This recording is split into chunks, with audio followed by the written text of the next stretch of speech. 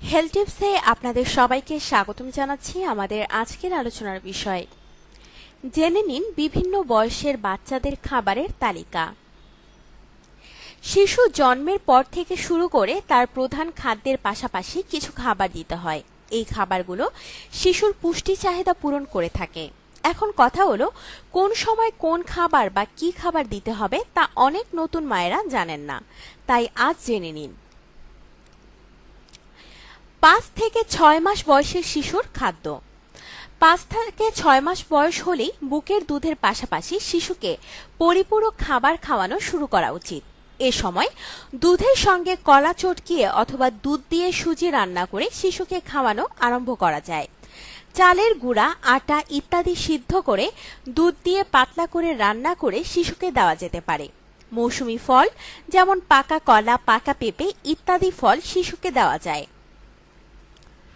৬ থেকে ৯ মাস বয়সের শিশুর খাদ্য। এই বয়সে শিশুর কিছুটা পরিপক্ক হয় এবং ফল ও অন্যান্য শস্যজাতীয় খাবার খেতে পারে। তাই সিদ্ধ আলু, মৌসুমী সবজি সিদ্ধ করে চটকিয়ে শিশুকে খাওয়ানো যায়, যেমন ফুলকপি, গাজর, মটরশুঁটি, বরবটি, সিম, পটল, পেঁপে ইত্যাদি। শিশুর খাবার সামান্য তেল দিয়ে রান্না করে শিশুকে খাওয়াতে হবে। ৯ থেকে ১২ মাস বয়সের শিশুর খাদ্য।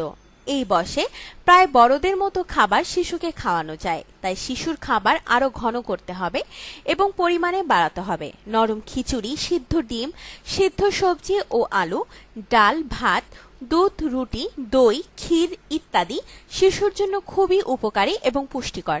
এ সময় শিশুকে ৪ থেকে ৫ বার খাওয়ানো দরকার। আপনার জীবনকে আনন্দময় করে তুলতে এবং বিভিন্ন স্বাস্থ্য টিপস ও পরামর্শ পেতে আমাদের চ্যানেল সাবস্ক্রাইব, লাইক ও শেয়ার করবেন। ধন্যবাদ।